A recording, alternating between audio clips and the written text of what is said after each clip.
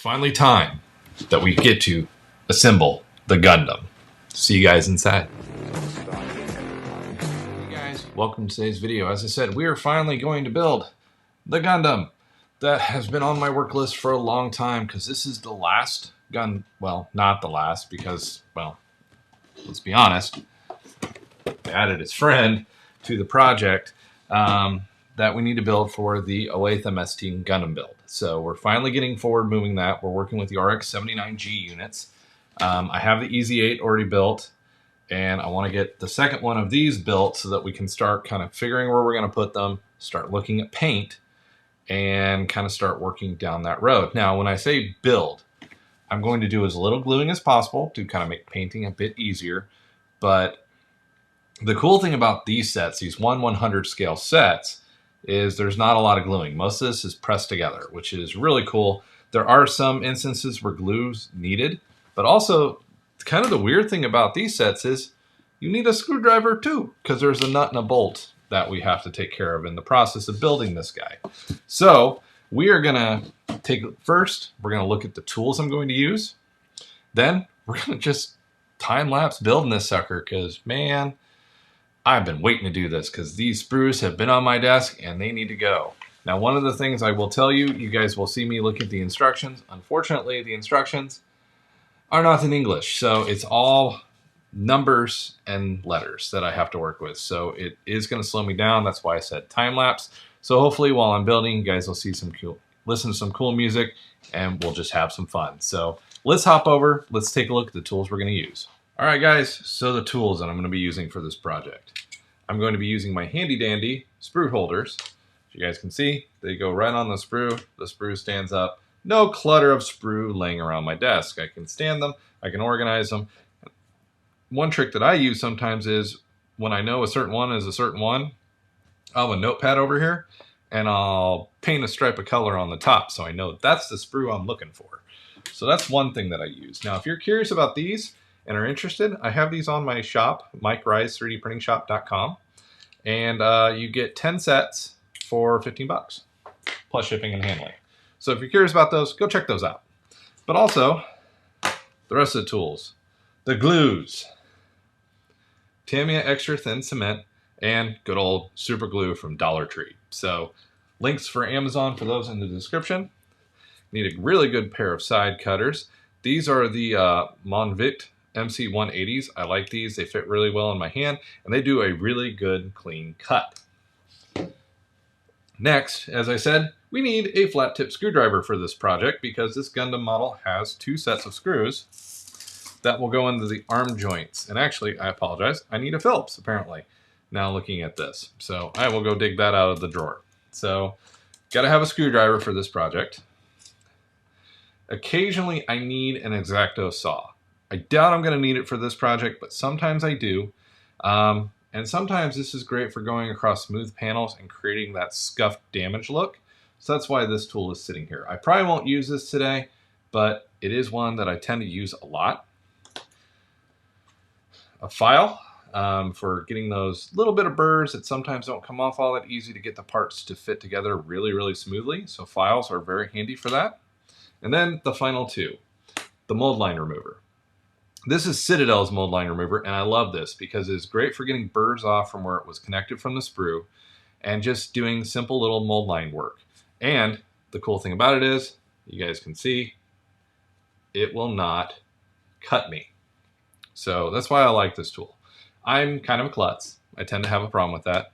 And the next tool has become my nemesis because of that is the ultra sharp X-Acto knife, which is needed in any hobby job to help clean up spots and different things to help make the models fit together. So that's the tools that we'll be using today. I will not be using any filler in this video. This is just purely assembly. So of this Rx79 unit. So now that I've kind of gone through the tools, now it's time to start grabbing the instruction book, and we're going to start on the building of the arms. So we've got a lot to build, and we're going to get this guy finally cranked out. So we're going to start on the arms. Probably what I'll do is do a slower version of one, then time lapse a second, and kind of keep hopping through those parts. So Guys, hope you enjoy.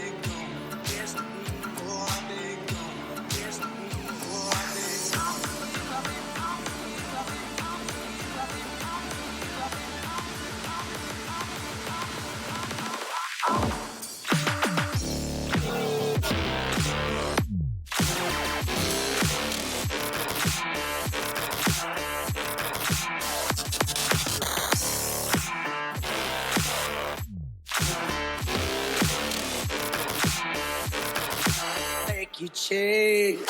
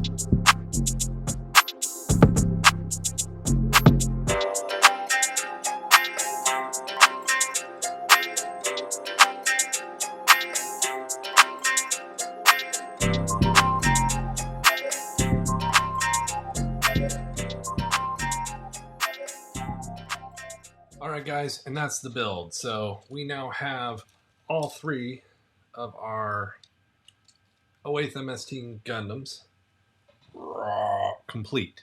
So now granted, I just did assembly today, and he's dropping all of his weapons, which is fine. So I just assembled this today, and that's the plan. Now I gotta paint all three, but we're not through with the assembly yet. We're nearing the end of this road because we still have to build the Zaku.